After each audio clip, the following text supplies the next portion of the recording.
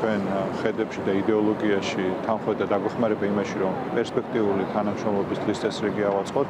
ამაზე საუბარი იყო სახელმწიფო დეპარტამენტში. ჩვენ ვისაუბრეთ ეკონომიკური თანამშრომლობის სხვადასხვა მიმართულებაზე ვაჭრობის სამინისტროში.